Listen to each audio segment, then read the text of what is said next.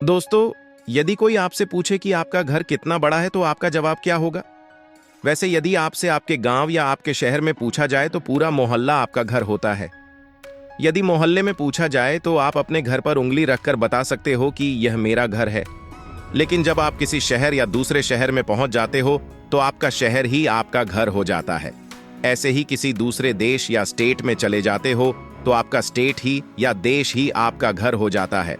ऐसे ही यदि ब्रह्मांड में आपका घर पूछा जाए कितना विशाल है, कितना बड़ा है और क्या है, तो आप क्या कहेंगे? जी हाँ, यह एक बड़ा सवाल है। आपका सीधा सीधा जवाब होगा कि हम सौरमंडल के निवासी हैं, जहां सूर्य और उसके चारों ओर घूमते हुए ग्रह, उसके बीच में हमारा एक प्लेनेट है। पूरा सौरमंडल हमारा घर है। लेकिन क्या आप जानते हैं कि आपका घर कितना विशाल है?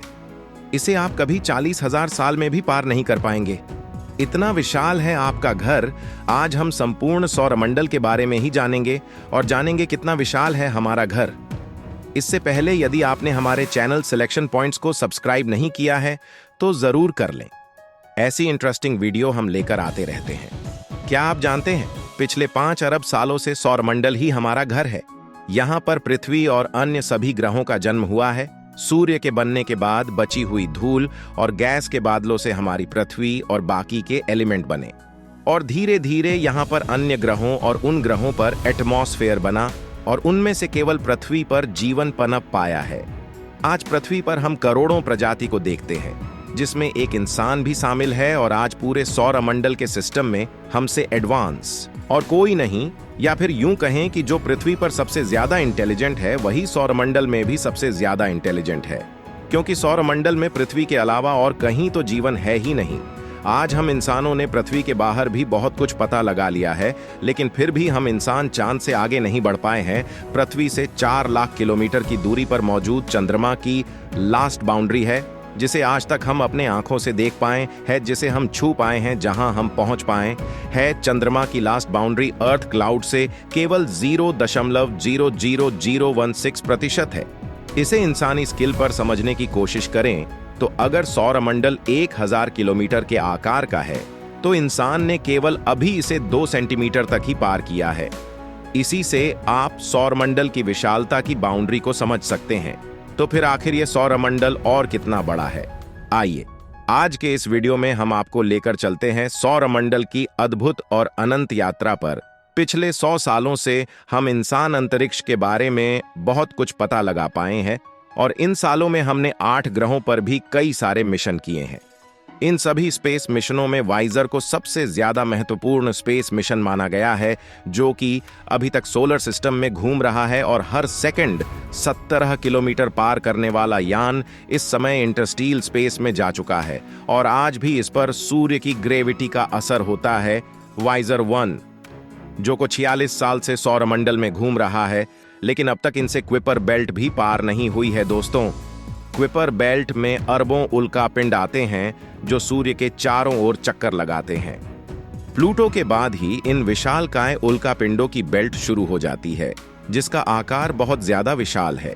इस बेल्ट को पार करने के लिए वाइजर 1 और वाइजर 2 को 300 साल से ज्यादा समय लगने वाला है।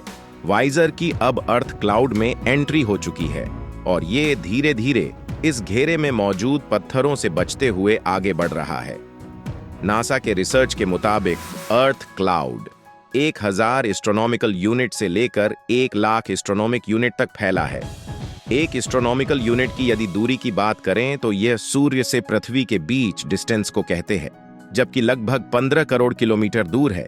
आज से करीब 300 साल पहले वाइजर 1 सोलर सिस्टम के बाहरी क्षेत्र में एंट्री करेगा और फिर 40,000 साल इस घेरे को पार करने में लगा देगा। इतने सालों में ही वाइजर सूर्य की ग्रेविटी के प्रभाव से फ्री हो पाएगा और ब्रह्मांड में हमेशा के लिए भटकता रहेगा। दोस्तों, वाइजर 1 की 70 किलोमीटर पर सेकंड की रफ्तार से भले ही आप चांद पर 6 घंटे में पहुंच जाएंगे, लेकिन सोलर सिस्टम को पार करने में आपको वाइजर 1 से 40,000 साल से भी ज्यादा का समय लगने वाला है। अब आप इस बात से सोलर सिस्टम के विशालता और इसके फैलाव का अंदाजा लगा सकते हैं। दोस्तों, वाइजर 1 और वाइजर 2 दोनों सोलर सिस्टम में मौजूद ग्रहों को एक्सप्लोर करने के लिए भेजे गए थे। आने वाले समय में इंसान खुद ही सोलर सिस्टम की ग्रहों पर जाकर एक्सप्लोर करने वाला है। तो अगर आज की टेक्नोलॉजी के साथ हम सोलर सिस्टम पर मिशन करेंगे तो क्या आने वाले 100 सालों में कोई इंसान पूरे जीवन काल में कहां तक पहुंच सकता है? सबसे बड़ी समस्या तो आज के रॉकेट की स्पीड है, जो हमें बहुत ज्यादा धीमा बना देगी।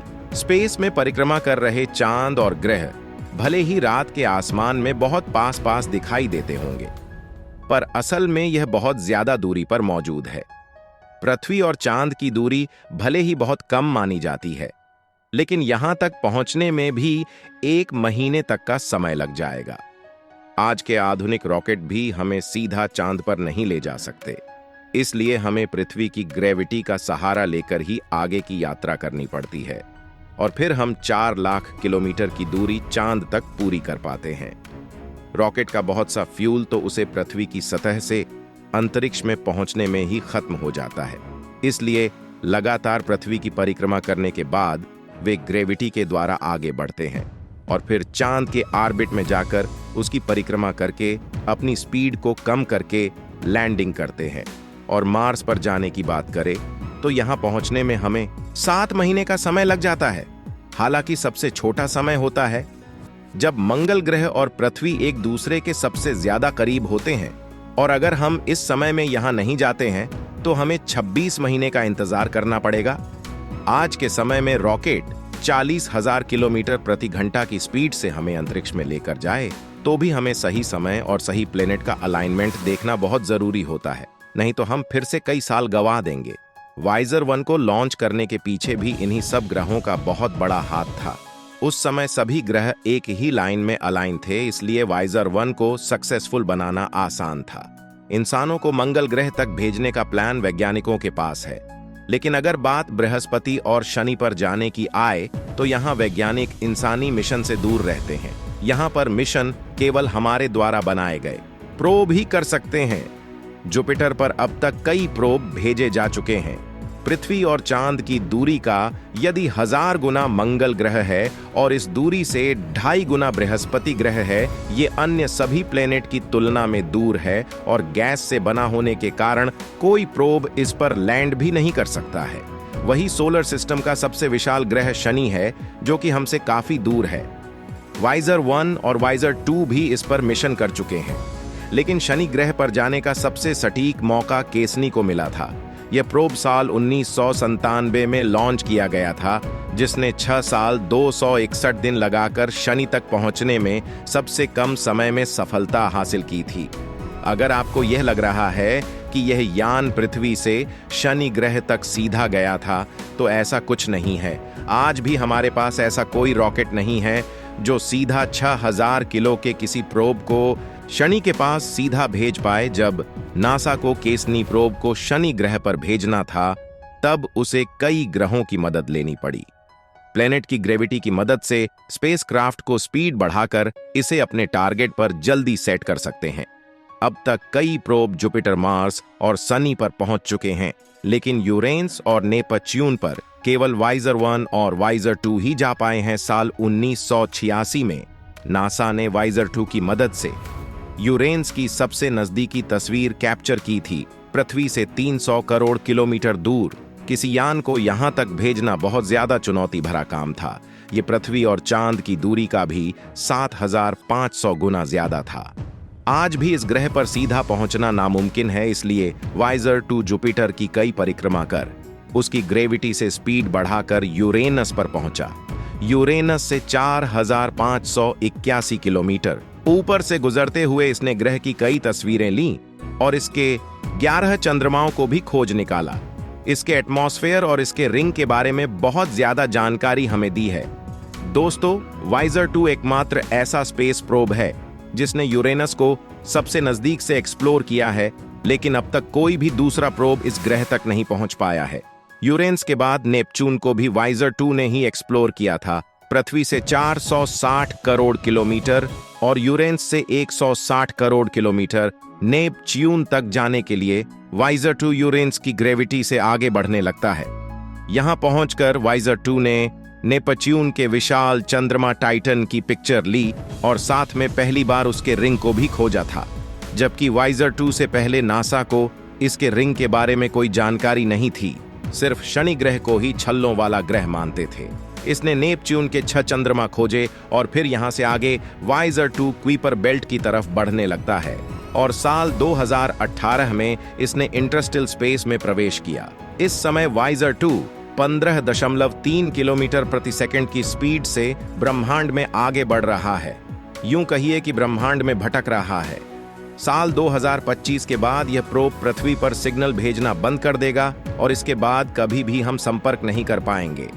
नेपच्यून के बाद प्लूटो पर भी स्पेस प्रोब भेजा जा चुका है, न्यू हॉरिजन, जो कि पृथ्वी से सीधा जुपिटर की ओर निकला।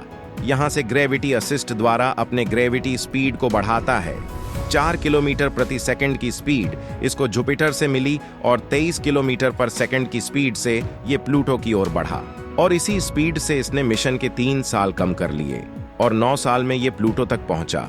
तो दोस्तों, इस तरह हम इंसान ग्रहों की ग्रेविटी की मदद से सोलर सिस्टम के 8 ग्रहों तक अपने प्रोब भेज चुके हैं। लेकिन ये तो अभी इस विशाल सोलर सिस्टम का केवल एक छोटा सा हिस्सा है, यानी कि आपका मोहल्ला आपका घर नहीं, बल्कि ये पूरी पृथ्वी आपका घर है और ब्रह्मांड में पूरा सोलर सिस्टम आपका घर है। तो आपका घर इतना बड़ा है कि जिसको पार करने में भी आपको 40,000 साल से भी ज्यादा लगेंगे, वो भी तब जब आपकी स्पीड 15 से 20 किलोमीटर प्रति सेकंड की होगी। प्लूटो के बाद हमारे सौरमंडल में क्या है, इसके बारे में हमें बहुत कुछ नहीं पता है। यदि हमें हमारे सौरमंडल और क्विपर बेल्ट के बारे में बहुत कुछ पता करना है तो हमें ऐसी एडवांस टेक्नोलॉजी की खोज करनी पड़ेगी या ऐसी स्पीड की खोज करनी पड़ेगी जिससे हमारे सोलर प्रोब बहुत ज्यादा तेज स्पीड से इसको एक्सप्लोर कर पाएं और हमें इससे जुड़े रहस्य और इससे जुड़ी जानकारी दे सके। आपको क्या लगता है कि आने वाले समय में इंसान ऐसा कर पाएगा या नहीं? कमेंट में लिखकर जरूर बताइएगा। एक बार फिर मिलते हैं, तब तक के लिए नमस्कार। जय हिंद, जय भारत।